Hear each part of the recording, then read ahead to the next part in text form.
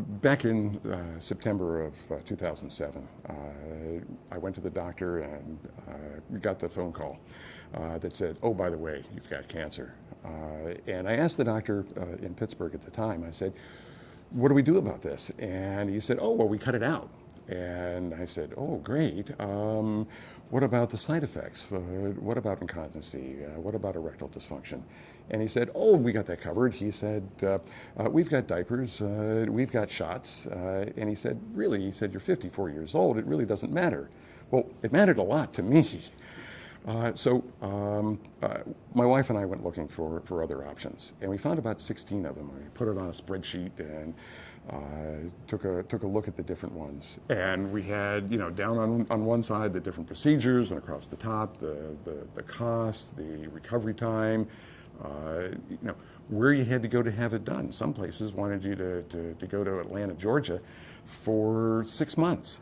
How do you stop living for 6 months and just go take care of this? I mean, you're working, you've got things to do, you have a life to live.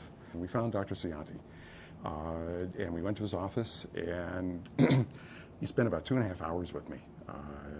And after that, we walked out and said, we think we found something here, but we continued to do a little more research just to be sure, just to cover all the bases.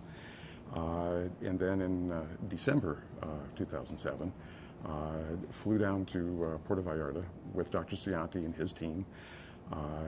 And September 15th, I walked into the hospital at 9 o'clock in the morning. About 4 o'clock in the afternoon, I walked back out on my own power. They drove us back to the hotel. I walked into the lobby. I turned to my wife and I said, I'm starved. Let's go to dinner. So we went to the Mexican buffet that night. That evening, the catheter was a little uncomfortable. It didn't hurt any, but it was just a little uncomfortable. So I took a couple of Tylenol, and that was the sum total of all the medication I took for the whole procedure. There was just no pain. There was, here, they ablated all this tissue inside me, and there was no sensation of pain or really anything. It's been a real personal journey along the way. He has that effect on people, on just me, on my wife, on the people he meets, and he's a rare doctor. He gets involved and he becomes a part of that person's life, and it's unusual to find someone that really puts himself out that way and cares about people. So I hit the trifecta. I don't have cancer. My erectile function is fine, and I'm not incontinent. I'm a very lucky guy, and I think I'm lucky to have found Dr. Scionti and the HIFU procedure.